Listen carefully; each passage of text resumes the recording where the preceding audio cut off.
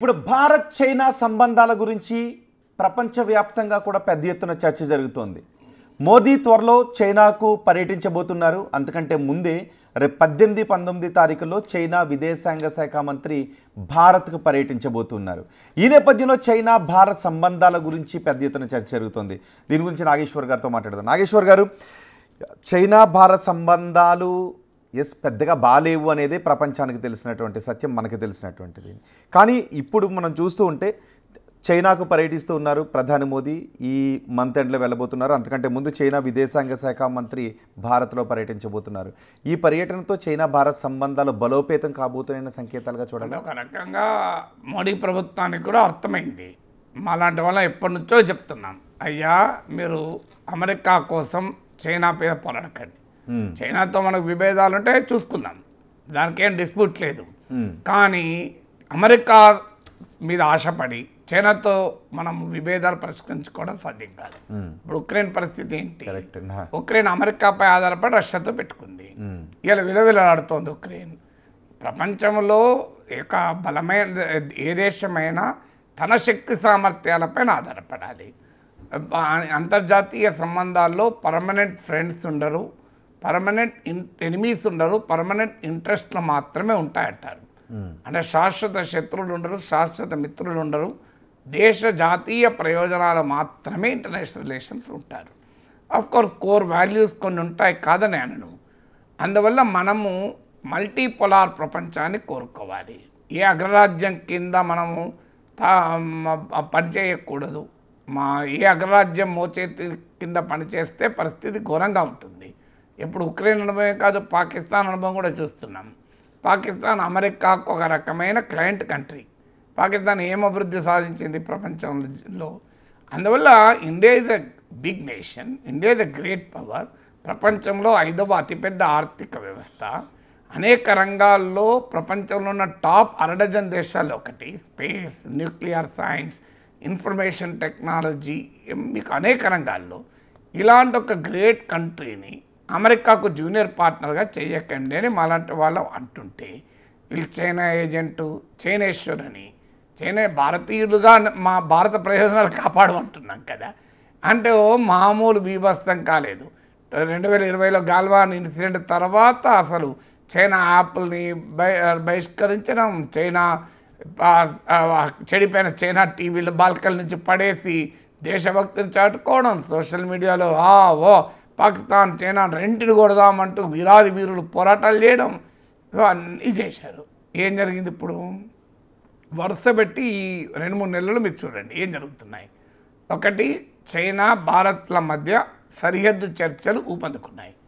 ఇప్పటికీ చైనా అరుణాచల్ ప్రదేశ్ మాదే అంటుంది. అవును, భారత భూభాగంలోకి చైనా చొరబడింది అనే ఆరోపణలు ఉన్నాయి. ఇంత నిజమో నాకు తెలియదు, కానీ రాహుల్ గాంధీ లాంటి వాళ్ళు భారత పార్లమెంట్లో ప్రతిపక్ష నేత 2000 కిలోమీటర్లు చైనా చొరబడి ఉంది అంటున్నారు. సో మీకు చైనా ఇప్పటికీ బ్రహ్మపుత్ర నది పైన ప్రాజెక్టులు కట్టి భారతదేశ నీటి అవసరాలను దెబ్బతీస్తానంటోందని ఆరోపణలు ఉన్నాయి. అయినా కూడా చైనాతో సరిహద్దు చర్చలు ఊపందుకున్నాయి. మీరు గమనించండి.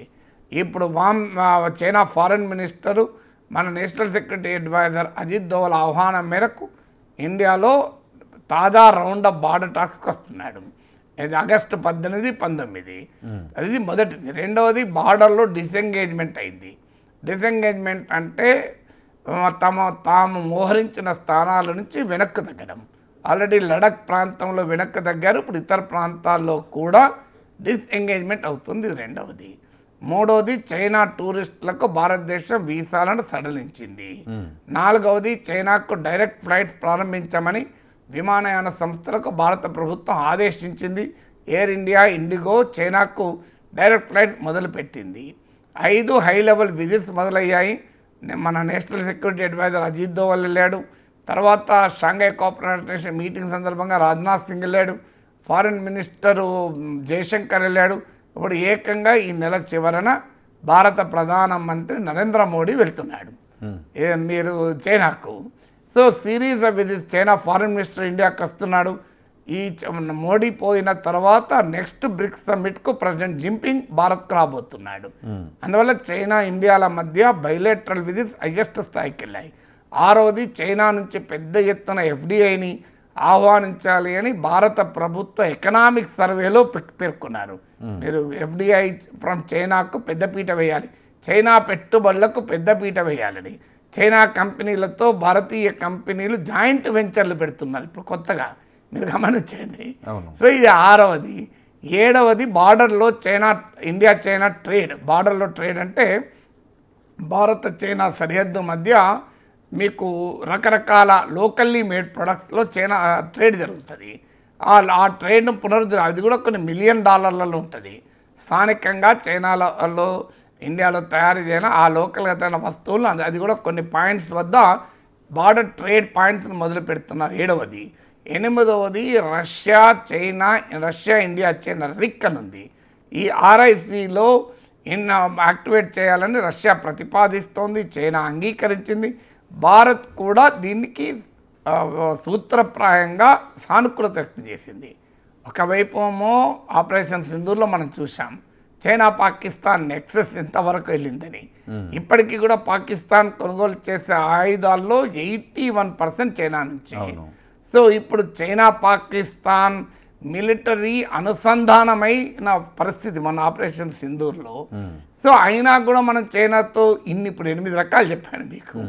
సో ఈ 8 రకాలుగా ఎందుకు జరుగుతున్నాయి? ఇది కాక 9వది BRICS and Shanghai cooperation organization లాంటి సంస్థల్లో ఇండియా చైనా కలిసి బలంగా పనిచేస్తున్నాయి. ఇవన్నీ కూడా బ్రిక్స్ మీదనైతే ట్రంప్ సీరియస్గా అటాక్ కూడా చేస్తున్నాడు. ఇలా అనేక రూపాల్లో భారతదేశం చైనా పట్ల ఇప్పుడు 10వది ఇటీవల ఈ ట్రేడ్ ట్రంప్ ఆంక్షలు టారిఫ్ల పైన చైనా మనకు మద్దతుగా కూడా నిలుస్తోంది. చైనా అంబాసిడర్ ఇండియా భారత్కు అనుకూలంగా మాట్లాడాడు. గ్లోబల్ టైమ్స్ పత్రికలో మనకు అనుకూలంగా వార్తలు వ్యాసాలు వస్తున్నాయి. సో ఈ పరిస్థితులన్నీ మారిపోతున్నాయి కదా. ఇప్పుడు ఇప్పటిదాకా మేము మాలాంటి వాళ్ళని చెప్పింది అదే, అయ్యా ఇది మల్టీపోలార్ వరల్డ్గా ఉండాలని మనం కోరుకోవాలి. మనం అమెరికాకు జూనియర్ పార్ట్నర్గా ఉండకూడదు. దట్ డజంట్ మీన్ అమెరికాతో సంబంధాలు వద్దని కాదు, అమెరికాతో కూడా బ్రహ్మాండమైన సంబంధాలు ఉండాలి. ఎందుకంటే అమెరికా ప్రపంచంలో అత్యంత శక్తివంతమైన దేశం. అమెరికాతో సంబంధాలు పెట్టుకోకపోతే ఏ దేశంతో పెట్టుకుంటాం? సో అమెరికాతో సంబంధాలు not at the cost of other nations. America బెదిరిస్తే ఇరాన్తో ఆయిల్ ఇంపోర్ట్లు ఆపుకోవడం, అమెరికా వద్దంటే రష్యాతో ఆయిల్ కొనకపోవడం, అమెరికాకు కావాలంటే చైనాకు వ్యతిరేక కూటమిలో చేరడం, ఇది కాదు. ఎస్, అమెరికాతో ఏం చేయాలో చేస్తాం. విత్ అమెరికా ఇండియాతో సాధ్యమైనంత గట్టి అనుబంధాన్ని కలిగి ఉండాలి. But that is not at the cost of India's relation with others. So దీన్ని మల్టీ అలైన్మెంట్ అంటారు. ఇది ప్రపంచమంతా అనుసరిస్తుంది, మనం ఒక్కరమే కాదు. అమెరికా అనుసరించడం లేదా? ఇండియాతో సంబంధాలు, పాకిస్తాన్తో సంబంధాలు పెట్టుకుంటలేదా? పాకిస్తాన్ అమెరికాతో సంబంధాలు, చైనాతో సంబంధాలు, అమెరికాతో సంబంధాలు, ఇరాన్తో సంబంధాలు, పాకిస్తాన్ అమెరికాతో సంబంధాలు, రష్యాతో సంబంధాలు, రష్యా చైనాతో సంబంధాలు, ఇప్పుడు ట్రంప్తో సంబంధాలు. ప్రపంచంలో అందరూ పెట్టుకుంటున్నారు ఇదే పని. మనం ఎందుకు పోయి అమెరికాకు జూనియర్ పార్ట్నర్ కావాలి? అమెరికా కోసం మనము చైనాతో ఎందుకు కష్టపడాలి? ఇరాన్ ఎందుకు దూరం చేసుకోవాలి? ఎందుకు చేయాలి ఈ మాట? అంటే మీరు చైనా ఏజెంట్ అన్నారు. ఇప్పుడు ఏమైంది? ఇప్పుడు బీజేపీ పరివారం ఏం చెప్తుంది? మోడీ ప్రభుత్వం 10 రకాలుగా చైనాను కౌగలించుకుంటున్న తీరు నేను చెప్పాను. ఇదే కదా మేము చెప్పింది. కానీ 2015లో మోదీ చైనాలో పర్యటించారు, 2019లో జిన్పింగ్ భారత్లో పర్యటించారు. కానీ ఈ పర్యటనకి ఎందుకు అంత ప్రాధాన్యత ఏర్పడింది? నిజానికి 62లో చైనా భారత్ను మోసం చేసింది, దొంగ దెబ్బ తీసింది అనే నానుడు కూడా ఉంది. మధ్యలో పాకిస్తాన్కి వంత పాడుతుంది అనే. అంటే చైనాతో మనకు బార్డర్ డిస్ప్యూట్స్ ఉన్నమాట నిజం. చైనా పాకిస్తాన్ నెక్సెస్ నిజం. ఇప్పుడు మనం చైనాకు వ్యతిరేకంగా అమెరికాతో కలిస్తే చైనా పాకిస్తాన్తో కలవకుండా మనతో కలుస్తుందా? అరే మనం అమెరికాతో కలిసినా అమెరికా పాకిస్తాన్తో కలుస్తుంది కదా. కరెక్ట్. సో మనము అమెరికాతో కలిసి అమెరికా నాయకత్వంలో చైనా వ్యతిరేక కూటమిలో చేరినా అమెరికా మనకు వ్యతిరేకంగా పాకిస్తాన్తో కలుస్తుంది. కరెక్ట్. కలిసినప్పుడు మనం చైనాను వ్యతిరేకిస్తున్నాము, చైనా వాడు సహజంగానే మన వ్యతిరేక దేశమైన పాకిస్తాన్ దగ్గర తీస్తాడు. కామన్ కదా. ఇప్పుడు ఇంట్రెస్ట్ వాడుంటే చైనా ప్రయోజనాలు చూసుకుంటుంది, మనం మన ప్రయోజనాలు చూసుకోవాలి. మనం ఎట్లున్నామంటే మనం మాత్రం చూడం, చైనా వాడు కూడా మన ప్రయోజనాలు చూడాలంటే ఎందుకు చూస్తారు? వాడు అమెరికా వాడు చూస్తలేడు, ఎవడి ప్రయోజనాలు వాడు చూసుకుంటాడు. మనము చైనా భారత్ల మధ్య సరిహద్దు వివాదాలు ఉన్న మాట నిజం. కానీ అదే సమయంలో 1960 తర్వాత ఇండియాతో మళ్ళీ ఘర్షణ గాల్వాన్లో వచ్చేదాలో 2020 వరకు ఏ ఘర్షణ జరగలేదు కదా. మరి అదే పాకిస్తాన్తో ఎన్నిసార్లు జరిగింది మనకు? 65లో వార్ జరిగింది, 48లో వార్ జరిగింది, 65లో జరిగింది, నీకు 71లో జరిగింది, 99లో జరిగింది. రోజు ప్రాక్సీ వార్ నడుస్తుంది కదా. పాకిస్తాన్ మన పహల్గాం, యూరి, పఠాన్కోట్, పుల్వామా, బాంబే, మీకు అంతటా పాకిస్తాన్ ఉంది కదా. కోయంబత్తూర్, హైదరాబాద్, అహ్మదాబాద్, ఢిల్లీ పార్లమెంట్ అన్నింటి వెనకాల పాకిస్తాన్ ఉంది కదా అని చెప్పి పాకిస్తాన్తో సంబంధాలు ఆపుకున్నామా? కరెక్ట్. పాకిస్తాన్లో భారత రాయబారి లేడా? నవాజ్ షరీఫ్ మనవరాల పెళ్ళికి మోడీ వెళ్ళలేదా? నవాజ్ షరీఫ్ తల్లికి వెళ్ళి కాలు ముక్కలేదా? నవాజ్ షరీఫ్ బర్త్డే రోజు వెళ్ళి ఆఫ్ఘనిస్తాన్ నుంచి చెప్పకుండా కూడా వెళ్ళి, ఎంత ఫ్రెండో చూడండి, చెప్పకుండా కూడా వెళ్ళి తలుపుకోవట్లేదా మోడీ? సో ఇప్పుడు తాలిబాన్తో సంబంధాలు పెట్టుకుంటలేమా మనం? తాలిబాన్ లాంటి ఒక భయంకరమైన ఇస్లామిక్ మతోన్మాద ముష్కర మూకలు కదా, అలాంటి వాళ్ళతో కూడా మనం ఇప్పుడు సంబంధాలు పెట్టుకుంటలేమా? అంతర్జాతీయ సంబంధాల్లో మన జాతీయ ప్రయోజనాలే ముఖ్యం. సో ఆ జాతీయ ప్రయోజనాల కొరకు ఎవరితో సంబంధం వాళ్ళతో పెట్టుకుంటాం. అది లేకుండా వెళ్ళి అమెరికా జూనియర్ పార్ట్నర్గా, అమెరికన్ ఏజెంట్గా మారితే ప్రమాదకరమని ఇప్పటి నుంచో చెప్తున్నాం.